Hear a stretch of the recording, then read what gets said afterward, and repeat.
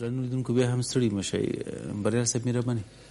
د زدران صاحب د خبرو په رابطه باید ووایم چې د افغانستان د کارګرانو ملي ټولنه خصوصا په دغه اواخرو کلونو کې د دادخواهي دپاره ډېره زیاته مظاهرات کړي او راوتلي دي او دادخواهیانې یې څه دي او څه یې غوښتله د کار د قانون بازنګري او همدارنګه د مقرراتو جوړېدل د مقررو د افغانستان د کارګرانو او کارمندانو په نفع باندې او د تقاعد غوښتنه او بالاخره د معاشاتو زیاتوالی چې دا ټول اته د معقولاتو په شمول باندې چې دغه خبرې باعث د دې سولې چې د دغې ټولنې سره دغه رقم دښمنۍ لکه دا اوس چې جریان لري رامنځته سوې. زه یوه خبره ګران ورور ته وکړم. په 23 تاریخ د شپې پر 4 بجو باندې د افغانستان د کارګرانو د ملي ټولنې مرکزي دفتر په یوه ډېره قوي حالت کې د ټانکونو عساکرو په واسطه باندې 4 اطرافه یې محاصره سو او بالاخره دا محاصره کرار رانږدې کېدله او په دغه وخت کې موږ یعنی د افغانستان د کارګرانو د ملي ټولنې اعضاوي او رهبري په همدغه شپه باندې خپلو دفترونو کې وه او کله چې د سهار 8 بجې سولې هیڅ کارګر هیڅ کارمند او هغه اعضاوي چې په د باندې کې وجود درلود د کارګرانو د ملي ټولنې هغه یې هیڅوک پرې نه شول او بالاخره ټول رسنیو ته خبر ورکړل سو چې د افغانستان د کارګرانو پر ملي ټولنې باندې حمله ده. هیله منه ده چې رسنۍ هم راسي او هیڅ رسنۍ هم دې حالت ته پرې نه شول. رسنیانې څه چې راغلي وې هغه یې د ځانه څخه خفه کړې او رخصت یې کړه. دا حلقه یې کرار رانږدې کوله. تر دې مخکې یوه ورځ زه خپله شخصا ولاړم د هغه کمیسیون سره چې د افغانستان د جمهور رئیس صاحب دغه فرمان یې تطبیقاوه. ما خبرې ورسره وکړې او د افغانستان د رئیس صاحب جمهور حکم د جواز د تمدیدېدلو او بالاخره د مسایلو د څېړلو په خاطر باندې مې د دوی حضور ته وړاندې کوي او 1 ساعت مې مجلس ګرد کمیسیون ناست و. ما دا د رئیس صاحب جمهور حکم با ارزشه حکم دی، دا تر فرمان وروسته صادر شوی دی، دا خپل ځای لري او دغه مسایل چې د جایدادونو په رابطه دي دا باید قانونمن وڅېړل سي او هغه یوازنی نهاد د افغانستان محاکم دي، بل څوک نه دي. هیله لرو چې دغه تر هغه ځایه پورې ورسیږي او موږ ته موقع راتلل سي او بالاخره دا ټول مسایل وڅېړل سي.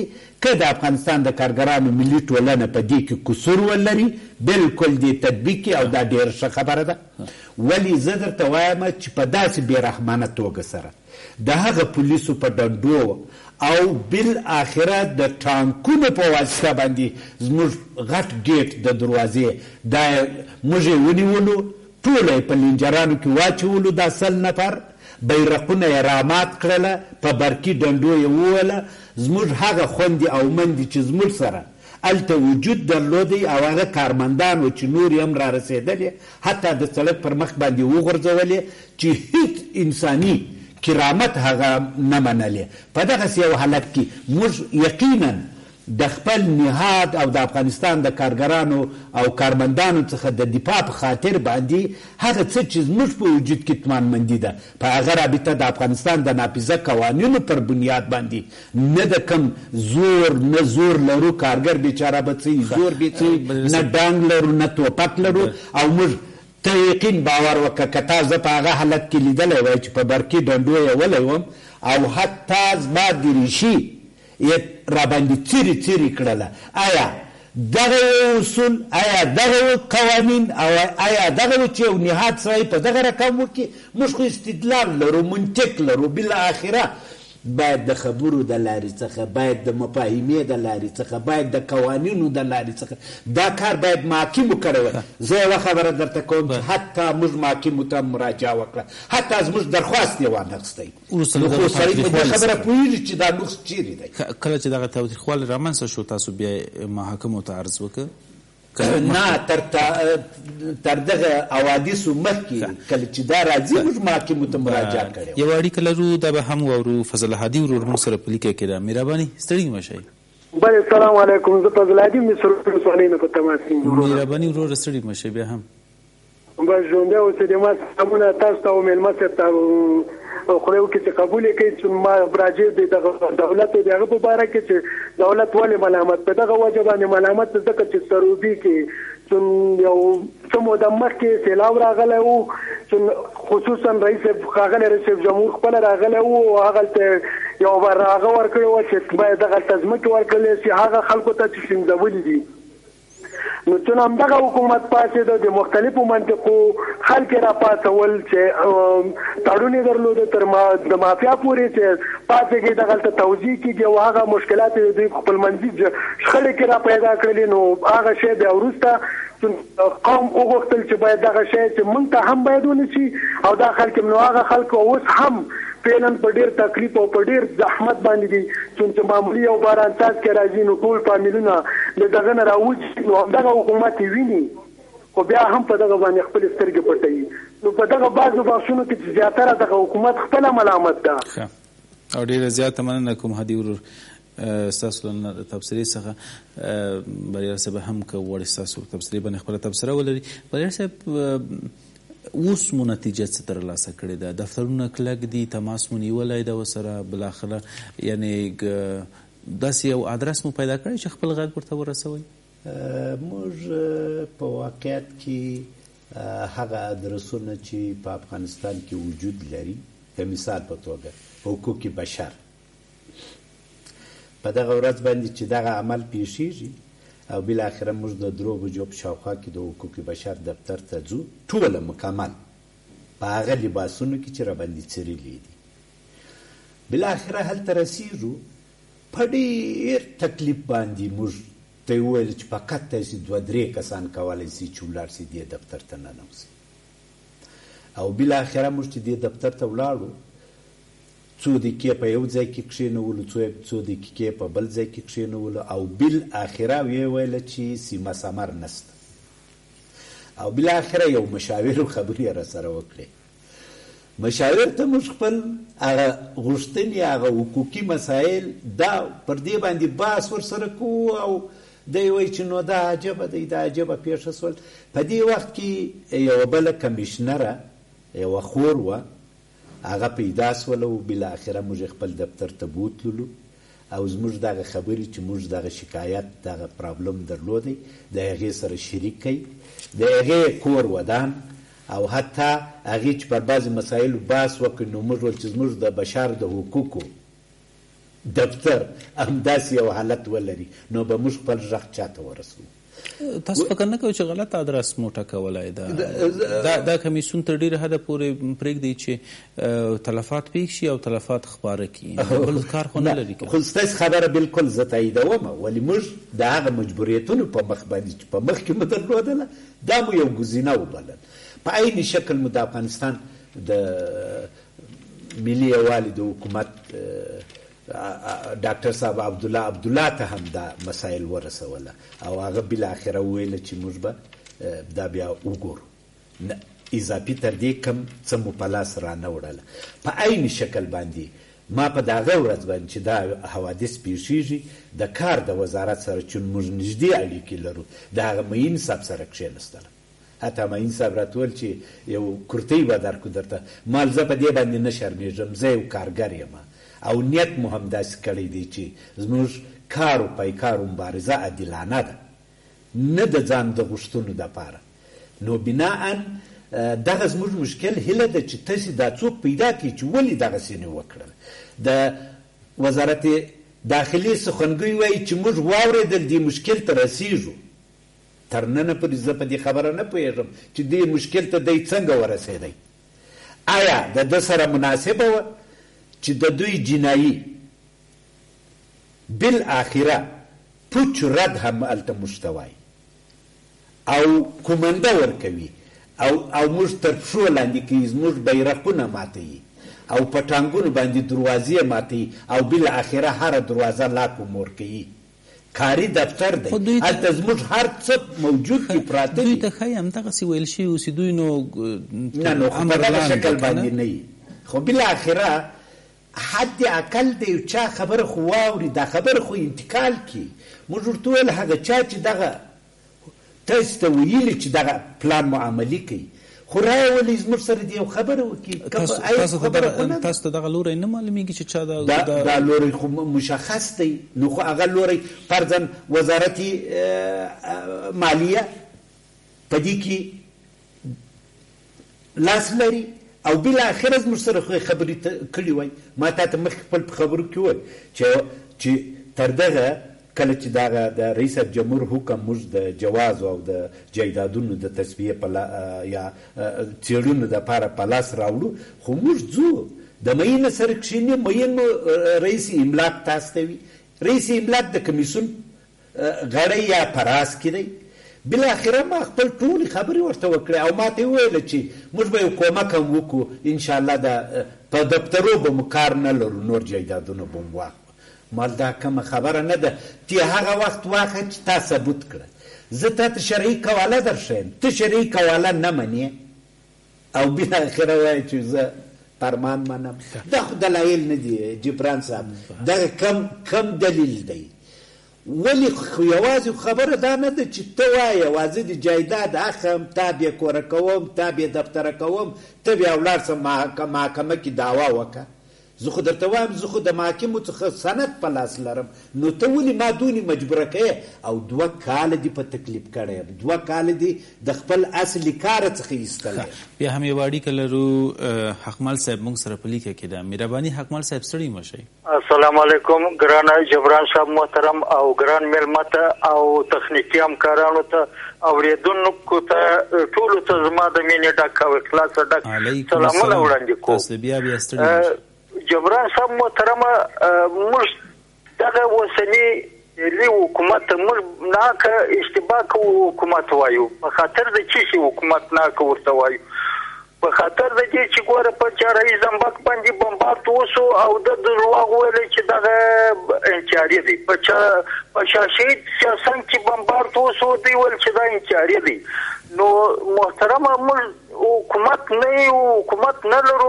دا یو ګډاګی حکومت دی کچيري حکومت وای نو د خلکو مشکلاتونه به را پکولای د زموږ ځوانان پونتون لیسانس ماستر ټول د یونان د دریاب مایانو وخوړل قربان سم کوم حکومت موږ کوم حکومت ورته ویل شو د کوم حکومت تعریف ورته وکړو د چې تعریف ودی ته وکړو دا ورور په کاته خپل خېټه پیژني خپل اولاد پیژني او خپل شنوش پیژني د بل چا په کیسه کې دا خلک نه دي ورور چې د افغانستان چې په ورسته کېږي ورور دې په کیسه کې نه دي خو زما یو پیغام ودی خلکو ته دادی و دا د امریکای او ګډاګانو او د شوروي او ګډاګانو ته زما یو پیغام دادی چې اورور تاسو په دې جاسوسي باندې د ډالر څخه کوي دا وطن چې ور واخلي خو تاسو ډالر هم پکې سوځي تاسو کورم پکې سوځي تاسو ولې عقل نه لري په لحاظ خدای د دې ډالر څخه پرېز وکړي شلغم خوري د زردکو شوروا وخوري د شلغم شوروا وخوري اما د وطن استقلالیت حفظ کړي او د خپل ورونو ته ورونو وایست او د ملت ته ملت وایست په لحاظ خدای یو قانوني قانون هغه قانون باندې ولويست خاوري چې د قربان دي سم قانون هغه قانون د پورته کې د دوړو څخه ټاکوي ورور د عملي کې پیاده کې په لحاظ د خدای السلام علیکم ډیر زیات مننه کوم حکمل صاحب خای دوی د کوردنونو دومره جایداد ونه لري په بهر کې خای خپل سرمایه خپل کورونه خپل جایدادونه ختنظیم کړي وو سينو ځکه دغه حالت پر ملت باندې راوستي دا وار دا ویل شوی دی چې چیرته د مشرانو اولادونو ته دغه درد رسیدلی و چې ملت ته هر ورځ رسیږي هر ورځ دوی شهیدانیږي هر ورځ خپل پلرونه خپل میندې خپل زلمی اولادونه خپل ماشومان له لاسه ورکوي که دا د فیصدۍ په حساب 1% هم مشرانو ته رسیدلی و نو دوی به دا درد احساس کړی و خو په دې هیله چې د ملت درد هم دوی احساس کړي خپل ولسمشر وایي چې زه ستاسو معنوي پلار یم نو د ملت درد باید زموږ چارواکي زموږ هغه اړوند چارواکي چې مسؤلین دي هغوی دې احساس کړي مننه کوم یوه مهمه مسله چې قانون باندې خاورې پرتې دي او قانون باید وټاکول شي او د خاورو څخه را اوچت شي او عملي شي. ښه بېلګه به یې له بریال سره نه پوښتنه وکړو چې قانون څومره عملي شوی په دې برخه کې. زه فکر کوم چې یو بله اړیکه هم لرو. نورزی صاحب له موږ سره په لیکه کې ده. نورزی صاحب ستړي مه شئ، مهرباني. جبران صاحب سلام احترام تقدیم میشه بر شما، بر میهمان محترمتان.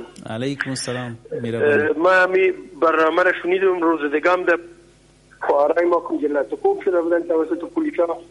وارم گفت برای ما باید یک شهروند کشور بسیار شرم میکنم، بسیار میشرمم که در این حالتی که وطن ما غرق در خون است و قوای مسلح ما باید از امنیت و تمامیت ارضی و سرنوشتی وطن دفاع کنه. وظایف اساسی خود میمانند.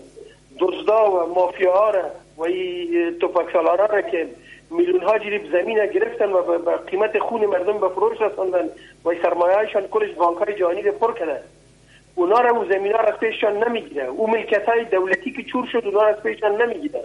این موزیم را که چور شد از پیششان نمیگیره. این سلاح‌ها و تانک‌ها و راکت‌های وطن که در بازارهای سیاه فروختن از پیششان نمیگیره، بود نمیکنه، اینا را به محکمه نمیکشه.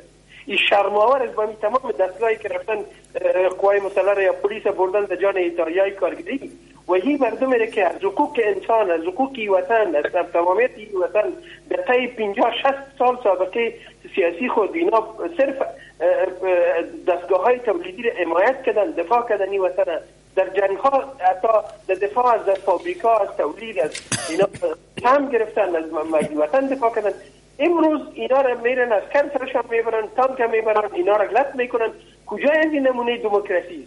امریکا امین دموکراسی را آورده که وظایف جنگی خود مانده کارگران را میرن بندی میکنن، لط میکنن، میدن و از ملکتشان میکشن.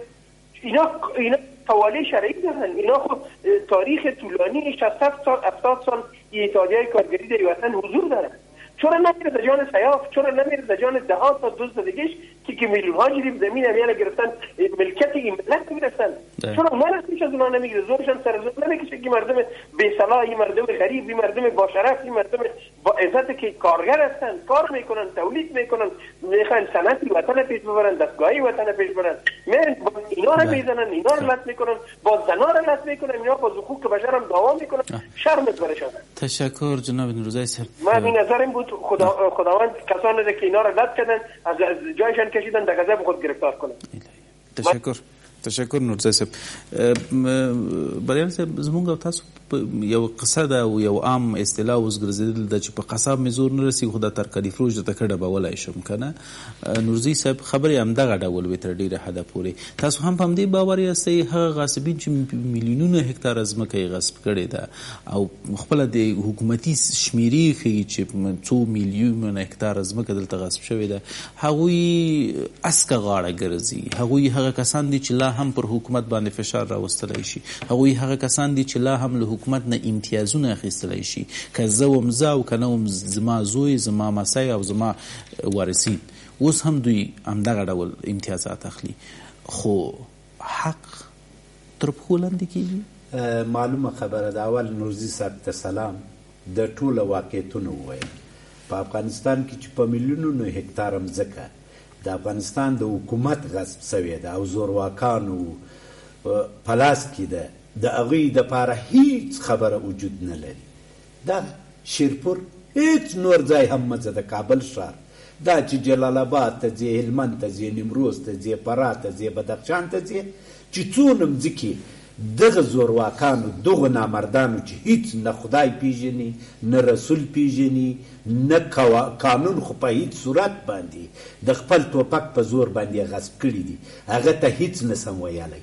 او هغه بیچاره کارګر چې د خپلو 10 افغانیو د اقلوزیت په پیسو باندې هغه هم دغه نفري کمیسون تایید کړي او تصویب کړي ده چې دا په دغه 9 کال کې د اقلوزیت په پیسو د ښاروالۍ څخه دغه نه بسوې رانیول سوې ده، دغه یې آباده کړې، دغه نه وطاقونه یې پکښې جوړ کړي دي، دغه نن د ډانګ په زور باندې او د وهلو خرپولو چې تر اوسه پورې هم زموږ ملګري په بستر کې دي، دا یې وکړله. قانون یې تر پښو لاندې کوي. د افغانستان جمهور رئیس د افغانستان د جمهور رئیس حکم یې تر پښو لاندې کوي، هغه ته یې بې احترامي وکړل. دا نو سړی معلوم داره دقیقه خبره ده چې یوه کړۍ وجود لري چې هم دولت هم افغانستان او بالاخره دا ټوله په وینو کې ولمبوي. فکر نه کوئ چې همدغه کړۍ د بریال صاحب چې همدغه کړۍ همدغه غاصبین د ځمکو دي چې بل هېڅوک نشته، زور یې پرې نه رسېږي. معلومه خبره ده چې زور یې نه په رسېږي. هر څه ښکاره وجود لري، د هغه دپاره هېڅ اقدام نشي کولی او پر هغه څه باندې چې هغه قانونمند دي، هغه شرعي قواله لري، د هغه وها ډبوه یې په زور یې باسه. حتی ته اوس فکر وکړه د ځان سره چې زما کاري دفتر دې په کم حساب راڅه اخیستی دی، ته خو ما پرېږده، زما څخه تحقیق وکړه، زما څخه پوښتنه وکړه، خپل اګاهي دې پیدا کړه په دې مورد کې چې زه څوک یم، څه مې کړي دي، آیا دغه مې غصب کړې ده، آیا موږ په قلم باندې غصب کولی سو؟ خو نسو کولی. نو ته ولې دغسې یو عمل زما په مقابل کې اجرا کوې؟ زه درته وایم زه دا 4-5 ورځې په دې پارک په دې پارک پر دې سړک پر دې سړک وګرځه، تا زما دفتر لاک مور کړی دی، ته څه رقم حساب را سره کوې؟ بالاخره حساب کوې که نه کوې؟ د دغو کارګرانو او کارمندانو چې عمر یې په کار کې تیر سوی دی، آیا د هغه حقوقو ته احترام ورکوې که نه کوې؟ آیا دا ټول انسانان بیکاره کوې روته چې که د کار دپاره یو فکر لري، آیا دغه حقوق نه لري؟ په دغه قوانینو کې دا ټولې خبرې مشخصې نه دي، تقاوت نه لري، تبدیلي نه لري، د یوې ادارې څخه په بلې ادارې کې پرتا باندې حق نه لري حکومت صاحبه چې ته باید کار ورته ورکړې. ته خو دغه ټولو خبرو ته حکومت فکر وکړه، د خدای بنده ته چیش کوي په چیش باندې، آیا دا ټول انسانان بیکاره کوي؟ ګوره د افسوس خبره یوه دا ده چې پس له 18 کاله څخه د افغانستان جمهور رئیس وایي چې بېوزلي او فقر په افغانستان کې 4-50% دی او دغه 4-50% باعث ده د دغو جنګو ناامنیو چې دا اوس په ټول افغانستان کې جریان لري د دې ګرځي. نن په دې خبره باندې ته په پوس ولې چې او ما دا 18 کاله دغه چغې بغارې ولې چې فقر دی، بیکاري ده، بدبختي ده، ځوانان مې په هیروین اخته سوله، بې کوره سوه، بې ژونده سول، په اوبو کې غرق سول، خارج ته ولاړه. د دغه ټولو څخه دې هېڅ شی وانه اورېدی. درته مې ویله چې معقول یې زیات که، معاش یې زیات که، تقاوت ته یې توجه وکړه، د هغوی اجتماعي سهولتونه ورته پیدا کړه، د بیمې دپاره کار وکړه، بالاخره د صحت دپاره کار وکړه. د خدای پر لیاس په میلیونونو کوچنیان د مکتبه څخه پاته دي. ته خو دغه ټولو خبرې که یوه خبره ناحقه وي، خو ښه خبره ده وروره، دغه د افغانستان خلک د موږ محکمه کې او په پزه دې مو وځړوي دا پله. او که حقایق وایم، پر حقایقو ته غواړې چې زما خوله راوتړې او هېڅ شی مې تر خولې راونوځي، دا زما وجدان نه قبلوي. ما عمر خوړلی دی، بې له مرګه څخه نو یا به مې خدای پاک وژني او یا به یې تاسو ته حکم کړی چې وژني به مو.